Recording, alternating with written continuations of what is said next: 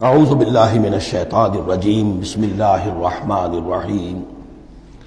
سورہ نساء مکمل ہوئی۔ اب ہم اللہ کا نام لے کر اس گروپ کی جو آخری صورت ہے، اور یہ نوٹ کر لیجئے کہ جو ہمارا منزلوں کا میں نے نظام آپ کو بتایا تھا، پہلی منزل ختم ہو گئی ہے۔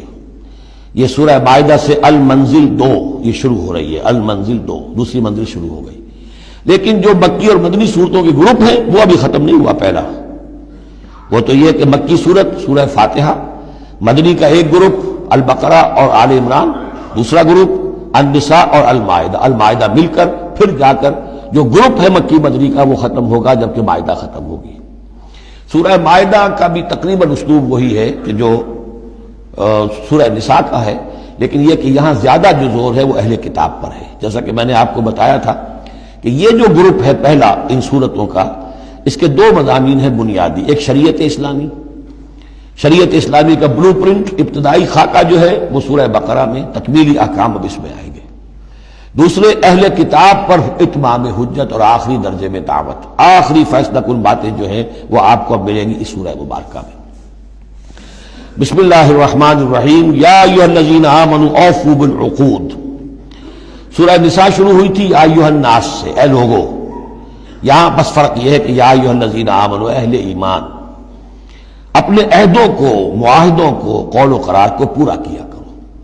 اب انہوں سمجھ لیجئے کہ سماجی زندگی جتنی انسان کی ہے وہ معاہدوں پر قائم ہے۔ Even marriage is a social contract. شادی کیا ہے؟ ایک معاہدہ ہے، ایک مرد ایک عورت کے مابین ساتھ رہنے کا، ساتھ زندگی گزارنے کا۔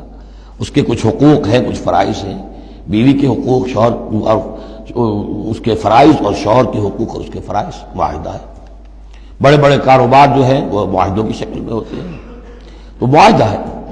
اور بھی سوشل کانٹریکٹس ہے کہ جو ہمارے ہاں employer employee relationship is a contract, یا جو سیاسی نظام ہے، عہدے ہیں، مناصب ہیں، ان کی ذمہ داریاں ہیں، ان کے پریولیجز ہیں، یہ آپ کی ذمہ داریاں ہیں، یہ آپ کے اختیارات ہیں۔ تو ایک ہی شے اگر پوری ہو جائے، اوفوا بالعقود، جو بھی عقد ہو، عقد کہتے ہیں، گرہ کو عقدہ کہتے ہیں، عقدہ گرہ، عقد ہے کوئی چیز بند گئی، بس طے ہو گئی، فیصلہ ہو گیا، وہ عقود ہے۔ احلت لکم بہیمۃ الانعام الا ما یتلی علیکم، تمہارے لیے تمام جو مویشی کی نوعیت کے حیوانات ہیں وہ حلال کر دیے گئے، ان کا گوشت کھانا، سوائے اس کے جو تمہیں پڑھ کر سنائے جاتے ہیں، یعنی ان میں خنزیر ہے وہ حرام ہے، اور مردار اگر ہے تو حرام ہے، وغیرہ وغیرہ، وہ بعد میں آ جائے گا۔ لیکن باقی جو مویشی، وہ ہوش نہیں، شیر چیتا جو وحشی ہیں یہ نہیں، جو مویشی قسم کے ہیں، ہرن ہے، نیل گائے ہے، اور اس طرح کی چیزیں جو بھی ہیں کہ جو عام طور پر وہ گوشت خور نہیں ہے، بلکہ یہ کہ سبزے کے اوپر ان کا گزارا ہوتا ہے، یہ ساری چیزیں جو ہیں یہ تمہارے لیے حلال کی گئی ہیں۔ غیر محل الصید وانتم حرم، ایک تم پر پابندی ہے کہ اگر حج کے لیے احرام باندھا ہوا ہو یا عمرے کے لیے تو تم اس حالت میں شکار نہیں کر سکتے۔ ان اللہ یحکم ما یرید، یہ اللہ کا اختیار ہے، وہ فیصلہ کرتا ہے، حکم دیتا ہے جو چاہتا ہے۔ یا ایھا الذین آمنوا لا تحلوا شعائر اللہ ولا الشہر الحرام ولا الہدی ولا القلائد ولا عامین البیت الحرام، اہل ایمان مت بے حرمتی کرو اللہ کے شعائر کی، مت حلال کر لیا کرو، بے حرمتی کر دیا کرو اللہ کے شعائر کی، اور نہ حرمت والے مہینوں کی، اور نہ ہدی کے جانوروں کی، جو جانور لے کے جائے جاتے تھے کعبے کی طرف حج کے لیے یا عمرے کے لیے ساتھ لے کر جاتے تھے، ولا القلائد، اور ان کے گلوں کے اندر پٹے ڈال دیے جاتے تھے علامت کے طور پر کہ اب یہ کعبے کی طرف جا رہے ہیں، ولا عامین البیت الحرام، اور نہ وہ حاجی لوگ کہ جو بیت حرام کی طرف چل رہے ہیں، قصد کر رہے ہیں، جا رہے ہیں، اب وہ بھی ان کی بھی ایک نسبت ہو گئی ہے کہ یہ سفر کر رہے ہیں تو اللہ کے گھر کے مسافر ہیں۔ جیسے کہ وہاں آپ نے دیکھا ہوگا جو گئے ہیں کہ انہیں وہ کہتے ہیں مرحبا بضیوف الرحمن، کہ مرحبا ان لوگوں کو کہ جو رحمان کے مہمان ہیں، یعنی حاجی جو یہاں آئے ہیں وہ اصل میں اللہ کے مہمان ہیں، اللہ میزبان ہے۔ تو اب ان کے لیے یہ ہے کہ ان کی بے حرمتی نہ ہو، حتیٰ کہ عزت نہ ہو۔ یبتغون فضلا من ربہم ورضوانا، یہ سب جو ہیں اللہ تعالیٰ کے فضل کی اور اس کے اپنے رب کے رضوان کی تلاش میں ہیں، اس کی کوشش میں جا رہے ہیں۔ وَإِذَا حَلَلْتُمْ فَاصْطَادُوا، ہاں جب تم احرام کھول دو، حلال ہو جاؤ، تو یہ حلال ہو جانا ایک اصطلاح ہے، جبکہ احرام کھل گیا، فَاصْطَادُوا، پھر تم شکار کرو، تمہیں کھلی چھوٹ ہے، ساری پابندیاں احرام کی حالت کی ہیں۔ وَلَا يَجْرِمَنَّكُمْ شَنَآنُ قَوْمٍ أَن صَدُّوكُمْ عَنِ الْمَسْجِدِ الْحَرَامِ أَن تَعْتَدُوا، اور دیکھنا تمہیں آمادہ نہ کر دے کسی قوم کی دشمنی کہ انہوں نے تمہیں روکے رکھا تھا مسجد حرام سے کہ تم بھی زیادتی کرو، یعنی انہوں نے تمہیں روکے رکھا 7 برس تک 6 برس تک اور تمہیں یہاں قریب نہیں آنے دیا، اب ایسا نہ ہو کہ اس کے بدلے میں تم کو زیادتی کرو، زیادتی مت کرو۔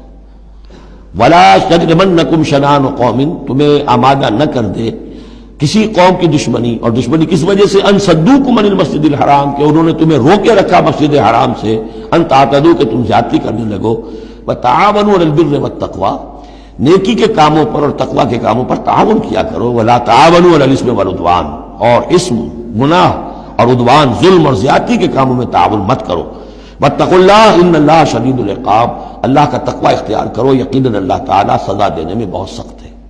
دیکھیے انداز بالکل وہی ہے جو سورہ نساء کا ہے، وہی معاشرتی معاملات، اس کے بارے میں بنیادی اصول۔ اب یہاں پہ پھر وہ آ رہی ہے آخری مرتبہ یہ آیت، اور مزید وضاحت کے ساتھ، حرمت علیکم المیتۃ، تم پر حرام کیا گیا مردار، جو خود اپنی موت مر گیا جانور، وہ حرام ہو گیا، والدم، دم اور خون، ولحم الخنزیر، اور خنزیر کا گوشت، وما اہل لغیر اللہ بہ، اور جس پر پکارا گیا اللہ کے سوا کسی اور کا نام، کسی اور کے نام نامزد ہے، کسی اور کا تقرب حاصل کرنے کے لیے اس کا وہ جو ہے ذبح کیا جا رہا ہے، والمنخنقۃ، اور وہ جانور جو گلا گھٹنے سے مر گیا۔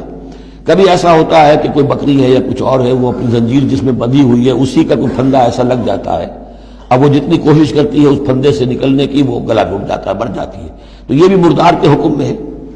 والموقوذۃ، یا چوٹ لگنے سے کسی جانور کی موت واقع ہو گئی، وہ بھی مردار کے حکم میں ہوگا۔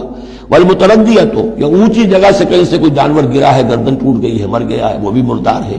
والنطیحۃ، کسی اور نے جانور نے سینگ مارا ہے، اس کے صدمے سے وہ ہلاک ہو گیا ہے جانور، تو وہ بھی حرام ہو گیا۔ یعنی میتہ کی مزید 4 قسمیں، یہی نہیں ہے کہ کسی بیماری سے جانور مرا ہو، لیکن یہ کہ یہ مرنے کی، ذبح ہونے کی نوبت نہیں آئی، اس کے جسم سے خون نکلنے کا امکان نہیں رہا، اس کا خون جو ہے اس کے جسم کے اندر ہی جم گیا ہے، اس کے گوشت کا حصہ بن گیا ہے، لہذا وہ مردار کے حکم میں ہے۔ وما اکل السبع الا ما ذکیتم، اور جسے کھا لیا ہو درندوں نے مگر یہ کہ جسے تم ذبح کر لو۔ فرض کیجئے کہ کسی شیر نے یا کسی چیتے نے کسی ہرن کے اوپر حملہ کیا، لیکن اس سے پہلے کہ وہ ہرن مرتا وہ شیر بھاگ گیا، آپ نے کوئی فائر کیا وہ بھاگ گیا، ابھی ہرن میں جان ہے، آپ نے جا کے ذبح کر لیا، تو وہ پھر آپ کے لیے جائز ہے، کیونکہ ابھی اس میں جان تھی، ذبح آپ نے کیا ہے، تو اب یہ کہ اس میں سے وہ خون نکل جائے گا، تو جہاں جہاں شیر کا منہ لگا ہو اس حصے کو کاٹ کر پھینک دیجئے، باقی آپ کھا سکتے ہیں۔ الا ما ذکیتم، سوائے اس کے کہ جسے تم نے ذبح کر لیا۔ وما ذبح علی النصب، اور یہ بھی تمہارے لیے حرام کیا گیا کہ تم استھانوں پہ جا کر ذبح کرو، یہ خاص جگہ ہے، یہ خاص جو ہے وہ کسی ولی اللہ کا بازار ہے، وہاں جا کے ذبح کرنا، یا کسی دیوتا یا دیوی کا کوئی استھان ہے، وہ بھی اب حرام ہو گیا۔ وَأَن تَسْتَقْسِمُوا بِالْأَزْلَامِ، یا جوئے کے تیروں کے ذریعے سے تقسیم کرو، یہ بھی ایک جوئے کی شکل ہو جاتی تھی، وہ لوگ یہ کرتے تھے، قربانی اپنی کی، اس کے بعد گوشت کے ڈھیر لگا دیے، اب تیروں کے ذریعے سے جوا کھیل رہے ہیں، تو بڑے بڑے ڈھیر جو ہے اس کے اندر داؤ پر لگ رہے ہیں۔ ذالکم فسق، یہ تمام چیزیں جو ہیں گناہ کے کام ہیں۔ الیوم یئس الذین کفروا من دینکم، دیکھو اب یہ کافر لوگ تمہارے دین سے مایوس ہو چکے ہیں، یعنی یہ سمجھ چکے ہیں کہ نظام تو اب اللہ ہی کا رہے گا۔ اب یہاں پر چونکہ سورہ مائدہ جیسا کہ میں نے اس کی آخری صورتوں میں سے ہے، لہذا اب انہیں یہ تو توقع نہیں ہے کہ اسلام کا راستہ روک سکیں گے، لیکن وہ یہ ضرور چاہیں گے کہ اس قسم کی چیزیں تمہارے اندر جاری رہیں، اس طرح کی چیزیں جیسے ہمارے ہاں بھی ہندوانہ اثرات چلتے رہے بہت عرصے تک، اب بھی چل رہے ہیں۔ تو الیوم یئس الذین کفروا من دینکم، تمہارے دین سے تو وہ مایوس ہو چکے ہیں کہ اب یہ دین تو انہی کا ہوگا اور ہمارا دین ختم ہوا۔ فلا تخشوہم واخشونی، تو اب ان سے مت ڈرو، مجھ سے ڈرو۔ الیوم اکملت لکم دینکم، آج کے دن میں نے تمہارے لیے تمہارے دین کی تکمیل فرما دی ہے۔ واتممت علیکم نعمتی، اور تم پر اتمام فرما دیا ہے اپنی نعمت کا۔ ورضیت لکم الاسلام دینا، اور تمہارے لیے میں نے پسند کر لیا ہے ہمیشہ ہمیش کے لیے میرے ہاں پسندیدہ اور مقبول دین صرف اسلام ہے۔ فمن اضطر فی مخمصۃ، اب یہ جو حکم دیا گیا تھا یہ چیزیں حرام ہیں، تو لیکن کوئی شخص اگر اضطرار میں آ جائے، شدید فاقہ ہے، بھوک ہے، جان نکل رہی ہے، غیر متجانف لاسم، اس میں گناہ کی طرف کوئی رجحان نہ ہو، کوئی شرارت دل کے اندر نہ ہو کہ میں نے واقعی یہ سور حرام ہے لیکن ذرا چکھ کے دیکھنا ہی آج تو کیسا ہے، نہیں، جان پر بنی ہوئی ہے لیکن اس قسم کا خیال کوئی نہ ہو۔ فإن اللہ غفور الرحیم، تو اللہ تعالیٰ غفور اور رحیم ہے۔ یسألونک ماذا أحل لهم، اے نبی آپ سے پوچھتے ہیں کہ ان کے لیے کیا کچھ حلال ہے۔ قل أحل لكم الطیبات، تمہارے لیے سب پاکیزہ چیزیں حلال کر دی گئی۔ وما علمتم من الجوارح مکلبین تعلمونہن مما علمکم اللہ، اور جو تم چھوڑتے ہو سدھاتے ہو شکاری جانوروں کو، جنہیں تم چھوڑتے ہو شکار کے لیے، انہیں تم نے سدھایا ہے سکھایا ہے اس میں سے کہ جو اللہ نے تمہیں سکھایا ہے۔ فَكُلُوا مِمَّا أَمْسَكْنَا عَلَيْكُمْ، تو اب وہ اگر جا کر آپ نے کتا چھوڑا ہے، اس نے خرگوش کو پکڑ لیا ہے یا کسی اور جانور کو، فَإِنْ أَمْسَكْنَا عَلَيْكُمْ، اگر انہوں نے روکے رکھا ہے تمہارے لیے اس شکار کو تو اس کو کھاؤ۔ وَاذْكُرُوا اسْمَ اللَّهِ عَلَيْهِ، اس پر اللہ کا نام لو۔ وَاتَّقُوا اللَّهَ، اور اللہ تعالیٰ کا تقوی اختیار کرو۔ إِنَّ اللَّهَ سَرِيعُ الْحِسَابِ، یقیناً اللہ تعالیٰ حساب لینے میں بہت جلدی کرتا ہے، یا حساب لینے میں اسے دیر نہیں لگتی۔ صدق اللہ العظیم۔